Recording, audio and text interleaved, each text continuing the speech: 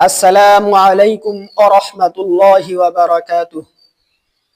সম্মানিত শ্রোতাবৃন্দ, এক ভাই একটা প্রশ্ন করেছেন, হুজুর, রমজান মাসে এবং অন্য অন্য মাসে মহিলাদের জন্য কি নির্দিষ্ট করে কোনো আমল আছে কি? মহিলাদের জন্য খাস করে কিছু আমলের কথা বললে ভালো হয়। তো ভাইজান, খুব সুন্দর প্রশ্ন করেছেন। মহিলাদের জন্য কি আমল আল্লাহ রসুল সাল্লাল্লাহু আলাইহি ওয়াসাল্লাম রেখেছেন?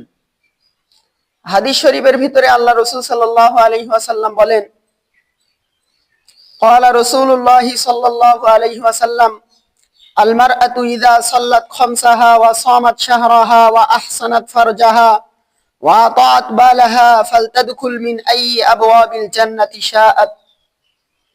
এটা মিশকাত শরীফের হাদিস।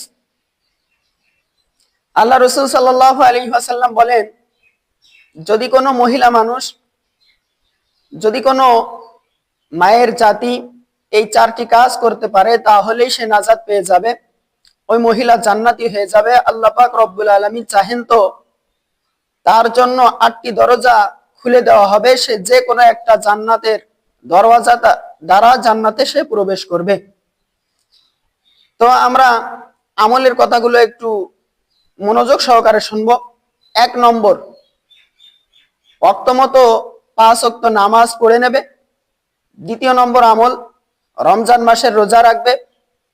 3 নম্বর আমল, পর্দা করবে, সতীত্ব হেফাজত করবে, নিজের আত্মমর্যাদাকে ঠিক রাখবে। 4 নম্বর হলো স্বামী ও শ্বশুর শাশুড়ির খেদমত করবে।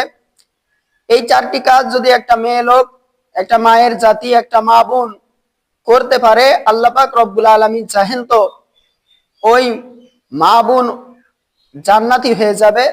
জান্নাতের 8টি দরজা তাদের জন্য খোলা থাকবে ইনশাআল্লাহ তাআলা।